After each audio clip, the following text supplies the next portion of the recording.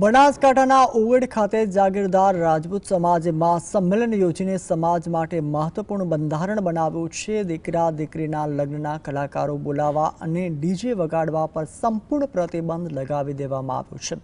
બંધારણનો અમલ ન કરનારના ઘરે જવાનો સમાજનો કોઈ પણ વ્યક્તિ કોઈ પણ પ્રસંગમાં જશે નહીં। સાથે જ સમાજમાં લગ્ન મરણ પ્રસંગના થતા ખોટા ખર્ચાઓ અને જૂના રીત રિવાજો દૂર કરીને સમાજને વ્યસન મુક્ત કરીને શિક્ષણ તરફ આગળ વધારવા માટેના પ્રયાસો પણ કરવામાં આવ્યા છે। સૌપ્રથમ ઠાકોર સમાજ દ્વારા પોતાનો 16 મુદ્દાઓનું બંધારણ બનાવવામાં આવ્યું હતું। ત્યારબાદ રાજપૂત સમાજે 17 મુદ્દાઓ સાથેનું નવું બંધારણ ઘડવામાં આવ્યું છે, જે સમાજને નવી દિશા આપશે તેવી અપેક્ષા વ્યક્ત કરવામાં આવે છે। સમાજની અંદર કુરિવાજો દીકરા કે દીકરીના લગ્ન પ્રસંગે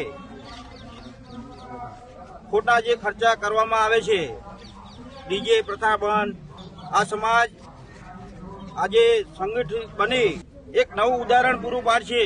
ઉત્તર ગુજરાતના બધા રાજપૂત સમાજના યુવાનો એક બને આ સમાજનું બંધારણ મજબૂત બનાવશે।